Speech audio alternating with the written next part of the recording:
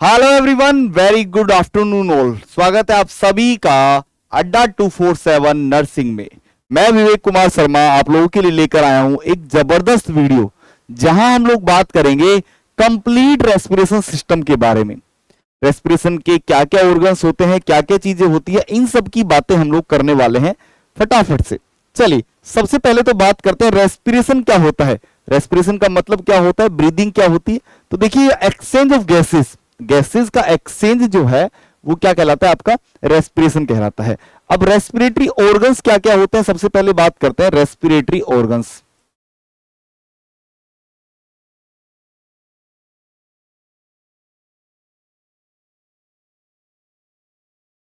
Respiratory organs की बात हम लोग करते हैं। देखिएगा, अगर बात करें सबसे पहले क्या क्या इसमें हम लोग बात करने वाले हैं रेस्पिरेटरी ऑर्गन्स में। सबसे पहले हम लोग बात करने वाले हैं किसके बारे में, नोज के बारे में। नोज के बाद में आता है आपका फेरिंग्स,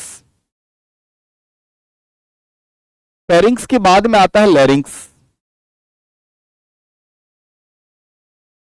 लैरिंग्स के बाद में आता है ट्रेकिया, ट्रेकिया के बाद में आते हैं लंग्स, और लंग्स में होती हैं एल्वियोलाई। इन सब की बातें हम लोग करने वाले हैं, सारी एनाटॉमी स्ट्रक्चर हम लोग पढ़ने वाले हैं। सबसे पहले बात करते हैं किसके बारे में, सबसे पहले बात करते हैं नोज के बारे में। देखिएगा, नोज, नोज की बात करें अगर हम लोग, तो भैया हमारे नाक के जो हैं वो तीन क्षेत्र होते हैं। जैसे ये नोक है, हमारा नोज है हमारी, ये मान के चलिएगा हमारी नोज है, ये नोस्ट्रिल्स है। ये ओपनिंग जो होती है, आपको सबको पता है हमारी नाक के अंदर दो ओपनिंग होती है, इनको बोलते हैं नोस्ट्रिल्स। ये क्या होते हैं, ये होते हैं नोस्ट्रिल्स, क्या है, नोस्ट्रिल्स। ठीक है। नाक के अंदर तीन क्षेत्र होते हैं। नाक के अंदर कितने क्षेत्र होते हैं, तीन क्षेत्र। सबसे पहला रीजन होता है वेस्टिबुलार रीजन, सबसे पहला रीजन होता है, इसे कहते हैं वेस्टिबुलार रीजन। सबसे बाहर नीचे वाला दिख रहा है, वेस्टिबुलार रीजन। इस रीजन के अंदर आपके हेयर्स पाए जाते हैं, हेयर्स और म्यूकस ग्लैंड, गोबलेट सेल्स पाई जाती है, जो म्यूकस का सीक्रेशन करती है। क्या होते हैं इस क्षेत्र के अंदर, इस क्षेत्र के अंदर हेयर्स पाए जाते हैं, बाल पाए जाते हैं, और साथ ही साथ mucus secreting cells, goblet cell पाई जाती है। Mucus secreting cells, goblet cells पाई जाती है, जो म्यूकस को रिलीज करती है। हेयर क्या करते हैं, जैसे ही कोई डस्ट पार्टिकल हमारी नाक के अंदर घुसता है, हेयर्स उसको क्या कर देंगे, ब्लॉक कर देंगे, बांध लेंगे। सेकेंड रीजन होता है, इसको बोलते हैं रेस्पिरेटरी रीजन। सेकेंड जो क्षेत्र होता है इसका नाम है रेस्पिरेटरी रीजन, और यहां पर पाई जाती है हमारी बोन्स।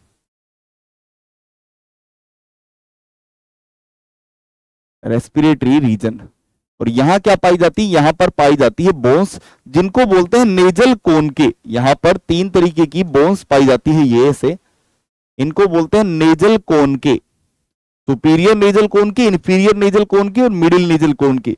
और ये क्या करती है, एयर को ह्यूमिडिफाई करती है। हवा के, जैसे बाहर की मान लीजिए बाहर गर्म हवा आ रहा है, बाहर गर्मी है, बहुत तेज लू चल रही है, और वो हवा हमारे अंदर आएगी, तो भैया हमारे शरीर के अंदर वो जब इन बोन्स के अंदर होकर गुजरेगी तो वो ह्यूमिडिफाई हो जाएगी, नम हो जाएगी। सेम अगर बाहर ठंडी हवा है तो इनमें फ्रिक्शन होगा, और वो हवा क्या हो जाएगी, हमारी बॉडी के टेम्परेचर के अकॉर्डिंग हो जाएगी। तीसरा रीजन होता है जिसे कहते हैं ओल फैक्ट्री रीजन। थर्ड जो रीजन होता है इसका नाम है ओल फैक्ट्री रीजन, और ये जो है स्मेल के लिए रेस्पॉन्सिबल होता है।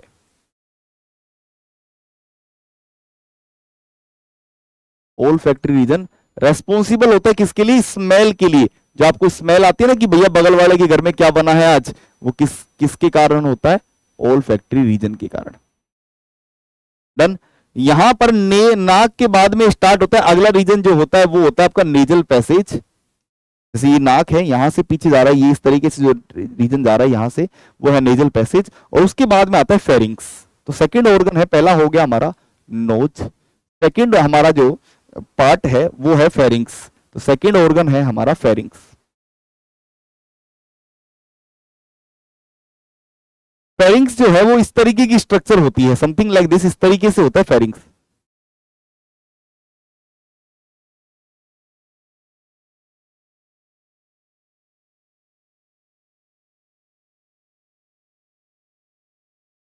ऐसा होता है फेरिंग्स। फेरिंग्स के तीन पार्ट होते हैं। फेरिंग्स के कितने पार्ट होते हैं? तीन पार्ट। एक पार्ट नेजम नाक में ओपन होता है, इसको बोलते हैं नेजोफेरिंग्स।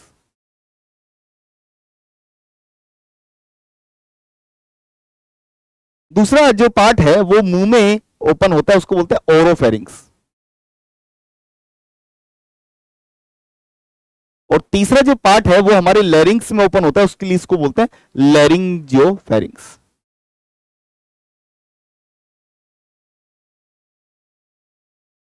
उसके बाद में अगला पार्ट जो है वो यहां से अगला कनेक्शन जुड़ता है, नेक्स्ट पार्ट जो होता है वो इस तरीके से जुड़ता है यहां से इसके आगे, और उसको बोलते हैं लैरिंग्स। वो क्या बोलते हैं? लैरिंग्स। लैरिंग्स जो है वो ट्रेकिया के जस्ट ऊपर पाया जाता है। जैसे मैं आपको सिचुएशन समझाता हूं लैरिंग्स की। यहां पर फेरिंग्स हो गया, अगला हम लोग बात करेंगे लैरिंग्स की। लैरिंग्स सिस्टम समझिएगा, पूरा बात समझिएगा, ध्यान से समझिएगा, बड़ा ही काम की बात आने वाली है। जैसे मान के चलिएगा ये हमारी नेक है, गर्दन है। ये हमारी क्या है? गर्दन है। ये जैसे मेरी गर्दन है, ठीक है, ये गर्दन है, ठीक है। क्या बताया अपन ने भैया? यहां पर जैसे ये लैरिंजियो फेरिंग्स, ये फेरिंग्स का पार्ट आकर खुल गया, ये लैरिंजियो फेरिंग्स आकर खुल गया, ठीक है। यहां पर होता है क्या? यहां पर होता है लैरिंग्स।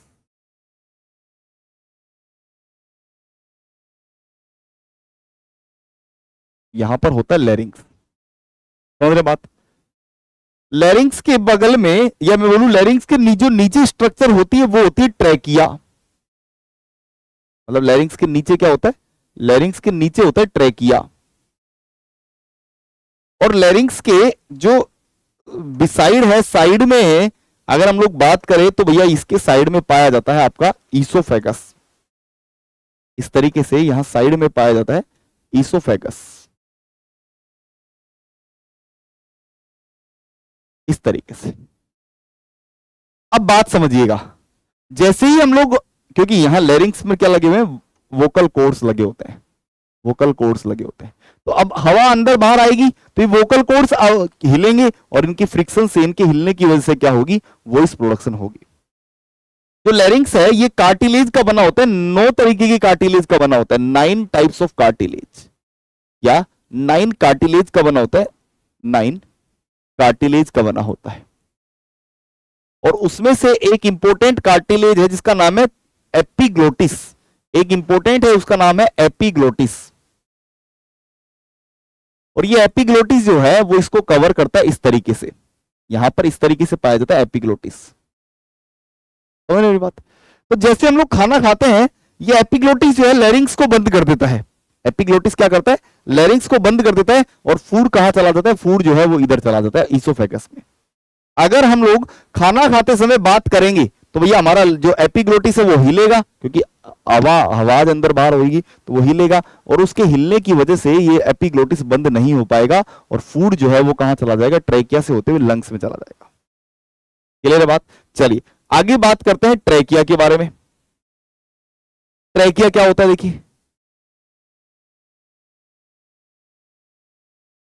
ट्रैकिया को बोलते हैं विंड पाइप। ट्रैकिया क्या बोलते हैं? Wind pipe. ट्रैकिया जो है हमारे T5 लेवल तक होता है। और ट्रैकिया की अगर स्ट्रक्चर की बात करें तो भैया इस तरीके से एक लॉन्ग जो है ट्यूब होती है, ऐसे ट्यूब लाइक स्ट्रक्चर होती है, ऐसे।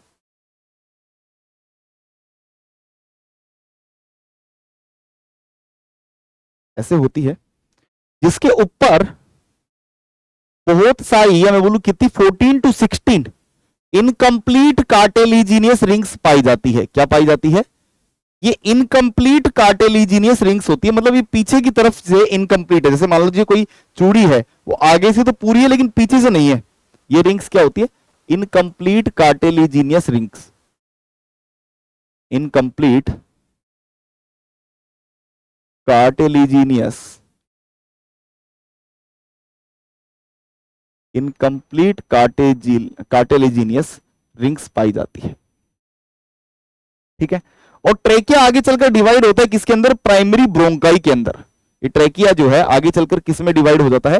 प्राइमरी ब्रोंकाई के अंदर।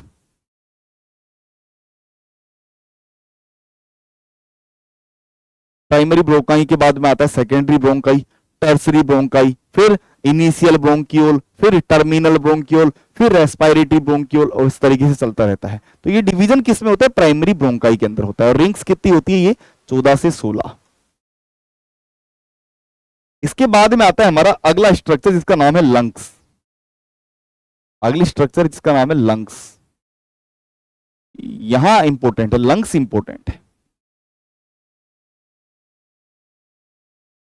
ध्यान दीजिएगा। लंग्स के बारे में पूरी कहानी हम लोग पढ़ने वाले हैं। देखो भैया, ये है हमारा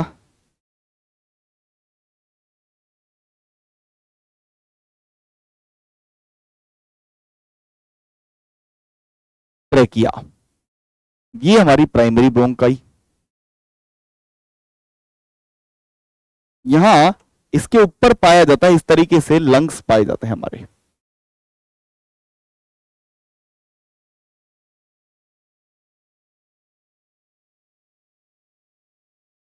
ये है आपका लेफ्ट लंग और ये है हमारा राइट लंग।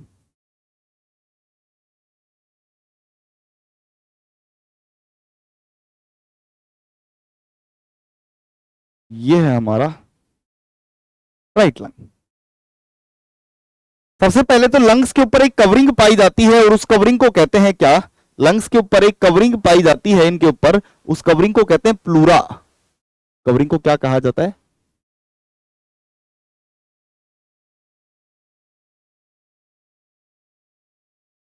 लंग्स के ऊपर ये एक कवरिंग पाई जाती है और इस कवरिंग को कहते हैं plural covering.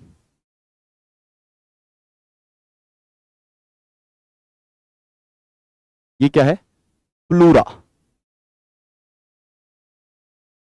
Pleura double layer होती है। जैसे मान लीजिए प्लूरा को अगर मान लो मैं कट कर दूं, तो प्लूरा डबल लेयर है, एक इस तरीके से और एक इस तरीके से। प्लूरा कैसी लेयर है? प्लूरा एक डबल लेयर है, ऐसे एक सिंगल लेयर और एक प्लूरा का अदर लेयर, मान लीजिए ये। आउटर प्लूरा को बोलते हैं पैराइटल प्लूरा। क्या बोलते हैं? Parietal pleura. जबकि इनर को बोलते हैं विसरल प्लूरा। आउटर को बोलते हैं पैराइटल और इनर को बोलते हैं विसरल। ठीक है। सेम इधर भी होती है, इधर भी होती है। ऐसा नहीं कि कहीं तुम सोचो एक पर ही है, दोनों पर होती है।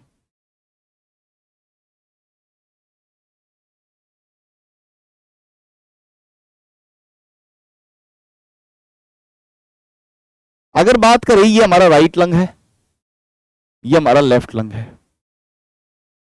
दोनों में से छोटा कौन सा होता है? तो याद रखना, लेफ्ट लंग शॉर्टर होता है, छोटा होता है, जबकि ये राइट लंग जो है ये लॉन्गर होता है, बड़ा होता है।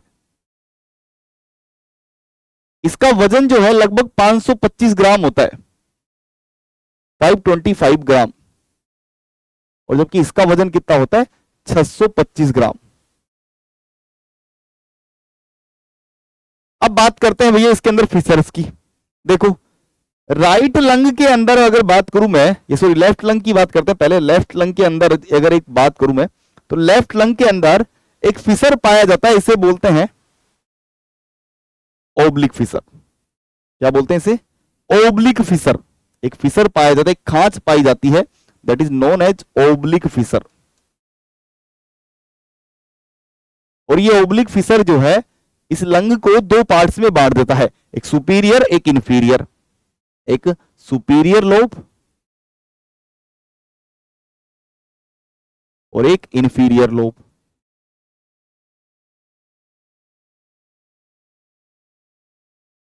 सेम यहां पर भी ऐसी एक लोब पाई जाती है, यहां पर भी एक ऐसी लोब पाई जाती है, ये रही, ये होती है ओब्लिक फिशर। क्या नाम है इसका?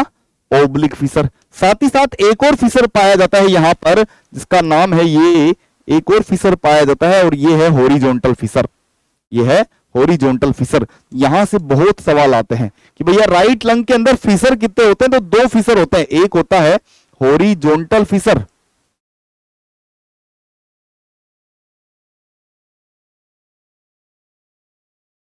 और एक होता है हमारा, ये है हमारा ओब्लिक फिशर। सवाल आता है कि भैया राइट लंग के अंदर लोब कितनी होती है? तो 3 लोब होती है। सबसे पहले सुपीरियर, मिडिल, इंफीरियर, 3 लोब होती है। लोब कितनी है? 3। और इधर कितनी लोब है? इधर 2 लोब होती है। क्लियर है बात? चलिए, अब बीच का जो स्पेस होता है इसको बोलते हैं मीडिया स्टीनम। क्या बोलते हैं? मीडिया स्टीनम। और राइट लंग में थोड़ा इस तरीके से नोच पाई जाती है यहां पर, मतलब अंदर की तरफ दबी हुई, जिधर हर्ट पाया जाता है, इसको कहते हैं कार्डियक नोच। तो क्या कहते हैं? इस स्ट्रक्चर को बोलते हैं कार्डियक नोच, क्योंकि यहां पर हर्ट पाया जाता है। कार्डियक नोच, क्योंकि यहां पर क्या पाया जाता है? यहां पर हमारा हर्ट पाया जाता है कार्डियक नोच में। क्लियर है बात? तो ये हमारी हर्ट की स्ट्रक्चर खत्म हुई पूरी। नेक्स्ट अगर बात करें भैया, इसके अंदर पाई जाती है एल्व्यूलाई। बहुत सारी एल्व्यूलाई पाई जाती है हमारे लंग्स के अंदर, मिलियंस ऑफ एल्व्यूलाई, जो कि क्या करती है? रेस्पिरेशन में हेल्प करती है। अब बात करते हैं रेस्पिरेटरी वॉल्यूम्स की, बात कर लेते हैं थोड़ी सी। रेस्पिरेटरी वॉल्यूम्स की बात कर लेते हैं।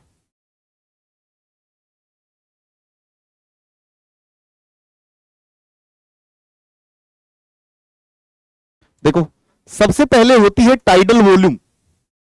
सबसे पहली वॉल्यूम होती है जिसका नाम है टाइडल वॉल्यूम।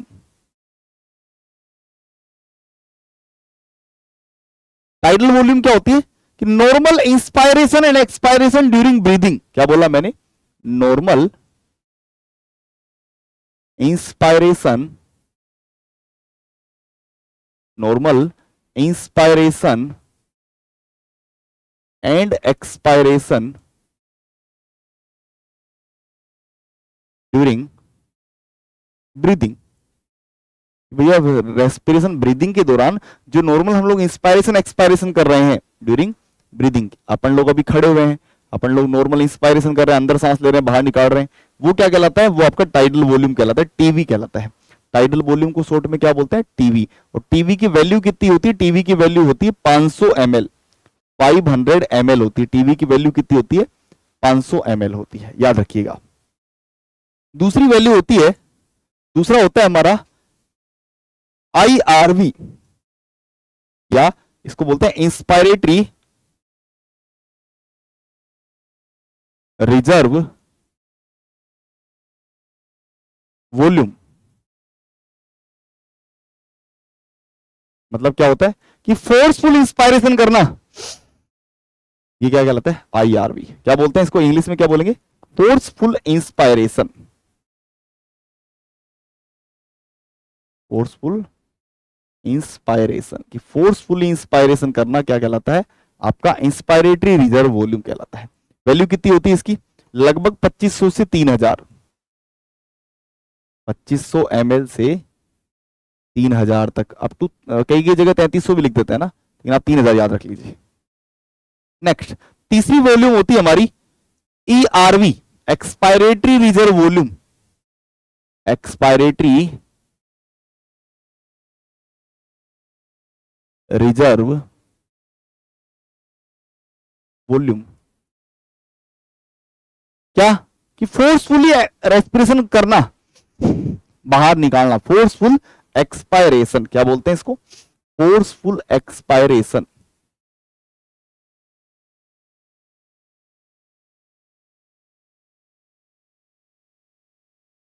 शॉर्ट फॉर्म क्या है इसकी? ERV।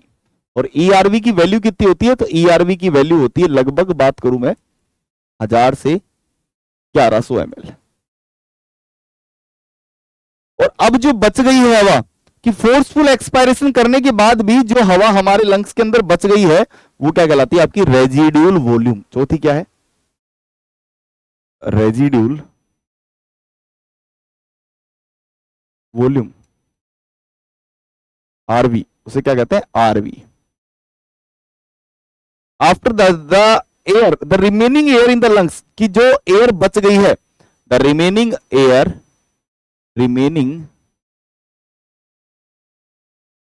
Air in the lungs,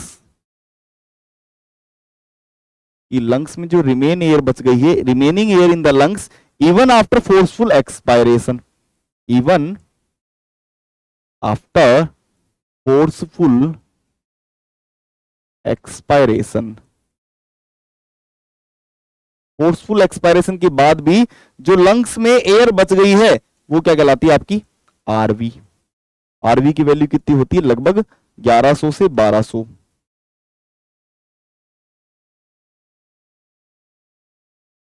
ये हमारी क्या होती है? वॉल्यूम्स होती है। ये क्या होती है? चारों हमारी वॉल्यूम्स होती है। कितनी कितनी बताई आपको? सारी बता दी। इसका शॉर्ट फॉर्म और लिख लेना, आईआरवी कहते हैं इसे। डन। ये तो हमारी वॉल्यूम्स है। अब बात करते हैं किसके बारे में? Respiratory capacities. रेस्पिरेशन कैपेसिटीज की, रेस्पिरेशन की कैपेसिटीज क्या क्या है? रेस्पिरेशन कैपेसिटीज कौन कौन सी कैपेसिटी होती है? देखो, सबसे पहली होती है आईसी या इंस्पायरेटरी कैपेसिटी। इंस्पायरेटरी कैपेसिटी क्या होता है? टीवी प्लस, फॉर्मूला है इसका, याद रखना क्या?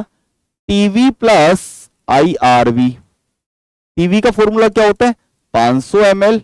आईआरवी कितनी होती है? 2500 से 3000 लगा लो। चलो 2500 लगा लेते हैं, कितना भी लगा लो ना, 2500 से 3000। चलो पूरा लिख देता हूं मैं, कितना हो गया? लगभग 3000 से 3500 ml। 3000 से 3500 ml जो है ये क्या होती है? आपकी आईसी। इसको क्या बोलते हैं? आईसी, पहली कैपेसिटी। दूसरी कैपेसिटी कौन सी होती है? देखो, दूसरी कैपेसिटी का नाम है ईसी, एक्सपायरेटरी कैपेसिटी। क्या फॉर्मूला होता है? वही टीवी प्लस ईआरवी। टीवी की वैल्यू कितनी होती है? 500। ईआरवी कितना होता है? ईआरवी होता है भैया 1000 से 1100। तो वैल्यू कितनी आ गई? 1500 से 1600। ये क्या होती है? आपकी आईसी या ईसी जिसको बोलते हैं। तीसरी वॉल्यूम कौन सी होती है? Vital sign, vital capacity, VC, vital capacity. Vital capacity का फॉर्मूला क्या होता है? TV plus IRV plus ERV. TV plus IRV plus ERV. TV कितना होता है? 500 प्लस आईआरवी कितना हो गया? मान लो 2500 मान लेते हैं, और आईआरवी कितना मान लेते हैं? 1000 मान लेते हैं। 3500 4000, लगभग कितना हो गया? 4000, है ना। वैल्यू आप और भी रखोगे तो और भी बढ़ जाएगा। ठीक है, तो ये हमारी क्या होती है? ये हमारी कैपेसिटीज होती है। तो ये हमने किसके बारे में बात की? पूरे रेस्पिरेशन सिस्टम के बारे में बात की। शॉर्ट में पूरा रिव्यू हम लोगों ने रेस्पिरेशन सिस्टम का किया। उम्मीद है आप लोगों को ये पूरा समझ में आया होगा। Thank you so much. आप लोग कमेंट करके जरूर बताएं कैसा लगा आप लोगों को वीडियो, और इसके बाद हम लोग ऐसे और भी आप लोगों के लिए शॉर्ट जो वीडियो जो है वो डालते रहेंगे। Thank you so much, all the very best. और चैनल को जरूर सब्सक्राइब कर लीजिए, लाइक कीजिए, कमेंट कीजिए। Thank you so much.